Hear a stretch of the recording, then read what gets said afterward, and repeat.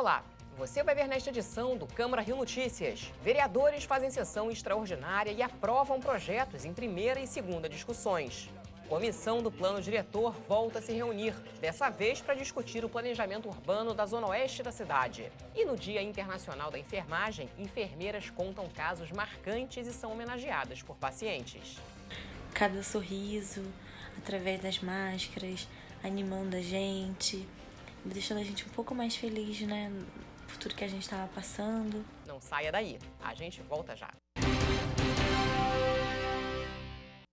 Vários projetos aprovados em primeira e segunda discussões. A gente começa esta edição do Câmara Rio Notícias falando da sessão extraordinária dessa quarta-feira. Na pauta da ordem do dia da sessão extraordinária desta quarta-feira, os parlamentares discutiram e votaram vários projetos de lei em primeira e segunda discussão. Entre os projetos aprovados em segunda discussão estão o projeto de lei complementar de autoria dos vereadores Jones Moura e Carlos Caiado, que tem como objetivo a manutenção dos serviços públicos prestados pela Guarda Municipal do Rio a partir das unidades operacionais que se encontram em Botafogo, onde estão lotados mais de 1.300 guardas municipais que atendem os serviços essenciais de toda a população da Zona Sul e bairros vizinhos. Passeio Limpo é o projeto de lei de autoria do vereador João Mendes de Jesus, aprovado em segunda discussão. O objetivo é incentivar a população a manter a cidade limpa, recolhendo os dejetos de seus animais domésticos. É importante porque isso ajuda na limpeza da cidade, ajuda para que as pessoas possam caminhar com os seus animais e, principalmente, nós tenhamos a cidade mais limpa. Também aprovado em segunda discussão o projeto de lei de autoria da vereadora Tânia Bastos, que inclui a Semana de Mobilização Municipal da Defesa dos Direitos das Crianças e Adolescentes Desaparecidos no calendário oficial da cidade. É importante, para a gente lembrar da dor humana, da tragédia humana e de constituir modos e meios de combatê-la, minimizá-la. Aprovado em primeira discussão o projeto de lei de autoria dos vereadores Carlos Caiado e Rafael Aloysio Freitas, que reconhece como polo gastronômico da cidade a Rua Dias Ferreira, no bairro Leblon. O objetivo é melhorar a infraestrutura da rua, proporcionando aumento da atividade comercial e mais arrecadação para o município. A Rua Dias Ferreira é uma das mais conhecidas na cidade, em especial pelo seu valor gastronômico. Uma série de estabelecimentos com boa gastronomia e precisava isso ter o reconhecimento da Prefeitura, da Câmara. Então, nada melhor do que registrar como lei que agora ali vai ser o polo gastronômico da Dias Ferreira, um dos lugares mais frequentados aqui da cidade. Aprovado em primeira discussão o projeto de lei de autoria da vereadora Verônica Costa, que inclui a Semana de Prevenção à Automedicação no calendário oficial da cidade. O objetivo da campanha é fazer um alerta à população para o perigo da aquisição indiscriminada de medicamentos nos balcões das farmácias e drogarias. O projeto foi defendido pelos parlamentares, entre eles o vereador Paulo Pinheiro. A automedicação é um problema no Brasil muito grave e acho que alertar sobre isso é muito importante. E ainda teve mais projeto aprovado. A repórter Simone Braga tem as informações. Os parlamentares aprovaram em primeira discussão o projeto de lei de autoria do vereador Dr. Carlos Eduardo, que cria a campanha permanente de conscientização e combate ao assédio sexual e estupro no transporte público carioca. O projeto pretende chamar a atenção para o problema considerado antigo e recorrente. E entre os projetos aprovados em primeira discussão aqui no plenário está o projeto de lei de autoria do vereador César Maia, que prevê a criação do programa de aprendizagem do uso das plataformas de internet aos professores da rede municipal de ensino. E a Comissão de Representação do Plano Diretor da cidade realizou debate público para tratar de temas relacionados à Zona Oeste. O secretário municipal de Planejamento Urbano, Washington Fajardo, participou do encontro. Tom é músico e sonha com uma cidade mais tranquila e igualitária. Eu sinto que existe muita diferença entre quem vive de um lado do túnel e do outro lado do túnel. Então, eu queria uma cidade com mais transporte, um transporte que pudesse realmente agregar as pessoas. Uma cidade mais humana, como deseja o Tom, passa pela análise do plano diretor, que é a lei que estrutura a política urbana do município. E esse assunto tem sido tema de audiências e debates na Câmara Municipal. A comissão do plano diretor se reuniu mais uma vez para discutir o planejamento urbano e sustentável da cidade. Dessa vez, a reunião foi com representantes da Zona Oeste para entender as necessidades da região. Na próxima semana, a comissão se reúne para avaliar outras áreas da cidade. Iniciamos pela P5, que é a Zona Oeste, que é a região da cidade que teve algumas intervenções importantes nos últimos anos, como o túnel da Grota Funda, o BRT, situações do Minha Casa Minha Vida, mas é uma região que precisa ainda muito de urbanização, de saneamento, de infraestrutura, de estabelecer os processos de licenciamento que sejam de acordo com a legalidade. Uma área de expansão urbana muito acelerada e uma área que apresenta muitas qualidades, muitas oportunidades econômicas novas, uma área que,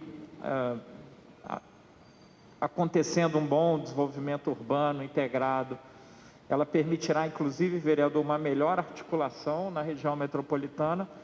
A participação da população é fundamental na revisão do plano diretor.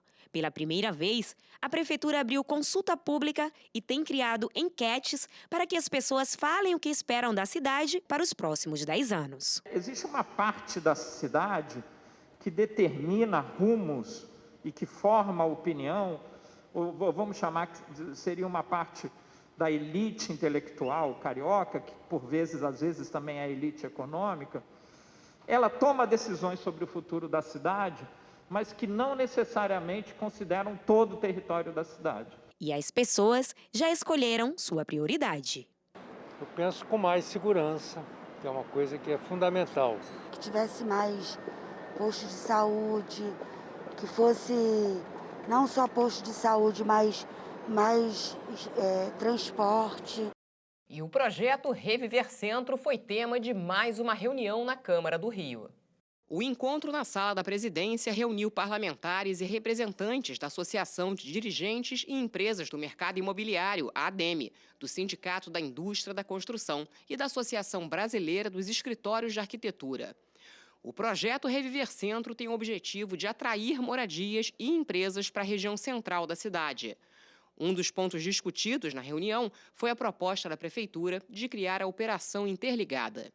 A empresa que investisse na recuperação de 100 metros quadrados em imóveis no centro ganharia o direito de construir 40 metros quadrados em outras áreas da cidade. Para isso, a construtora teria que pagar uma taxa à Prefeitura. Dependendo da região do centro onde ocorrer a construção, o desconto na taxa pode ser maior ou menor. E se o investimento for destinado a aluguel social, a construtora ganha 60 metros quadrados em outros bairros. Hoje, no projeto, ao executar um projeto novo no centro da cidade, você gera um potencial construtivo para outras áreas da cidade. Essas áreas hoje, no projeto original do Executivo, são poucas áreas, são basicamente 5 bairros, e na proposta que nós entregamos hoje, nós defendemos hoje, a gente amplia para todos os bairros da cidade. Eu avalio a reunião muito positiva, eles colocaram pontos importantes, a necessidade da gente falar dos descontos, até do próprio perímetro de intervenção do Reviver, como é que a gente qualifica o projeto, como é que a gente faz esse novo ciclo de reconstrução do centro do Rio, uma discussão de toda a cidade, mais ampliada, obviamente mais democrática, inserindo todas as faixas sociais, todas as faixas de renda nesse momento de reconstrução da nossa cidade. E continuam as críticas em relação à qualidade da água que chega à torneira do Carioca. São consumidores de vários bairros inconformados com o gosto e a coloração da água. A Câmara do Rio criou uma frente parlamentar para debater o assunto. A gente aprende na escola que a água não tem cor, não tem cheiro e nem sabor. Mas se o assunto for a água que chega na casa do Carioca, essas afirmações não são lá muito confiáveis. Abrir a torneira e encontrar água limpa tem sido difícil. A Débora mora na Ilha do Governador e a qualidade da água que chegou pela torneira nos últimos dias estava bem ruim. Até outro dia A água, o gosto parecia de solvente mesmo, tipo produto químico. A Gisele disse que a situação também está complicada lá na Baixada Fluminense e gravou até um vídeo da água que saía da caixa da casa dela, olha só, cheia de espuma. Saiu um jato de água com sabão, agora está saindo essa espuma fedorenta. Ela tem criança pequena em casa e já teve que correr para o médico por problemas causados pela água. Até outro dia eu fui parar na emergência hospitalar com as crianças porque eles não estavam nada bem. Para evitar que isso aconteça de novo, ela tem comprado água mineral. Está começando a custar caro, não só no bolso, como na saúde das crianças, né? O que puder ser feito para melhorar, acho que independente de quem seja, alguém tinha que intervir. Custa caro mesmo, para a saúde e para o bolso. O Edmar também não anda nada satisfeito com a água que vem recebendo. Eu acho um absurdo que, por exemplo, eu tenho condições de comprar água, né? Mas, assim, é um serviço público muito mal prestado, né? Que ele diretamente afeta a saúde das pessoas, afetou a minha quando eu comecei, né? A tomar água, mas eu tenho condições, eu compro água. E quem não tem? As histórias contadas pela Débora, pela Gisele, pelo Edmar parecem se multiplicar por todo o estado do Rio. Não é difícil encontrar gente que tenha passado ou esteja passando por algum problema relacionado à água. Seja o gosto, o mau cheiro ou até mesmo a falta dela, a falta de abastecimento. Esse assunto, claro, é de interesse de todos e a Câmara Municipal do Rio criou uma frente parlamentar para debater esse assunto. Por conta da geosmina, por conta de toda a crise de distribuição, de desabastecimento que a gente vive, é muito importante a gente ter uma frente que tenha um espaço contínuo de discussão sobre o acesso irrestrito e universal à água, principalmente aquelas populações que são mais afetadas pela irregularidade de acesso à água e principalmente nesse contexto da pandemia.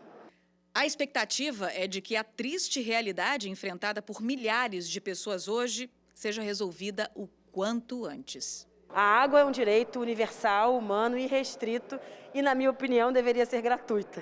O sonho do carioca é justamente pagar por um serviço e receber um serviço de qualidade, né? O mínimo que é você beber uma água potável. A água do Rio de Janeiro hoje, que sai da torneira das casas, que a gente paga, não é potável. E você vai ver no próximo bloco. Comissão especial da Câmara do Rio discute os direitos dos entregadores de aplicativos. Os direitos dos entregadores de aplicativos que não têm horário definido e muitas vezes nem sabem quanto vão receber no final do mês foram discutidos nesta quarta-feira na Comissão Especial da Câmara, que trata do assunto. Representantes da categoria e pesquisadores da Unicamp e da Fiocruz também participaram da audiência pública. O entregador por aplicativo viu na profissão uma oportunidade de emprego, mas ele também percebeu rapidamente as péssimas condições de trabalho. Saio de manhã, por volta de 8 da manhã, 7, 8 horas, sem hora para voltar para casa. Hora de almoço, não sei que hora eu posso parar, porque eu não sei quando vai ter a próxima entrega, porque não é bem remunerado, então você tem que correr para ganhar mais, né? Esse processo de mudança nas relações de trabalho ficou conhecido como uberização. Ganhou esse nome devido ao pioneirismo da multinacional Uber em estabelecer um modelo de negócio via aplicativo que se caracteriza pela ausência de vínculos empregatícios. O entregador, simplesmente, se sofrer um acidente, deixar a desejar alguma entrega, ele não vai ter suporte nenhum. Nesta quarta-feira, a comissão especial criada para formular políticas públicas para os trabalhadores de aplicativo de entrega se reuniu na Câmara Municipal para debater o tema. Entre os pontos analisados estão a ausência dos direitos trabalhistas e a precarização da mão de obra. Tem uma brecha para que a gente discuta com os próprios trabalhadores de aplicativo, entregadores e de Uber, o quanto é direito deles terem coisas que são básicas para outros trabalhadores. Um lugar para descansar, um lugar para ir ao banheiro, um lugar para comer, um lugar para beber água. São elementos tão básicos da dignidade de quem trabalha que a gente está tendo que... quase que temos que lutar pelo óbvio, né?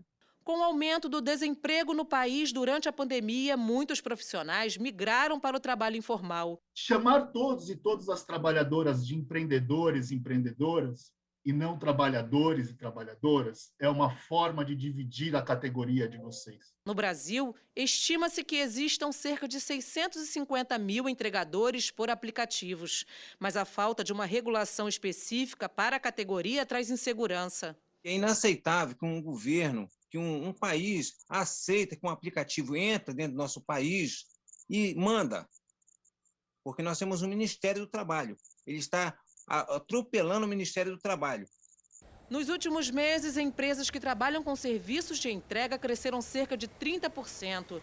Já a remuneração dos entregadores por aplicativos não acompanhou esse aumento. E esse ganho vem reduzindo, e reduzindo a tal ponto, né? O trabalhador, muitas vezes, ele não sabe calcular o quanto que ele vai receber da empresa no final do mês, né? O quanto vai ser a remuneração dele. Para a comissão, a legislação federal que garante condições mínimas de trabalho para todo profissional ainda não é suficiente. É preciso a criação de políticas públicas que estabeleçam uma relação de trabalho mais digna para os entregadores por aplicativos. Eles são os escravos do século XXI. As grandes empresas, os grandes donos de aplicativos ganham rios de dinheiro e os trabalhadores lá na ponta se acotovelam para levar o sustento para suas famílias. É preciso discutir esse tema e construir política pública na cidade do Rio de Janeiro.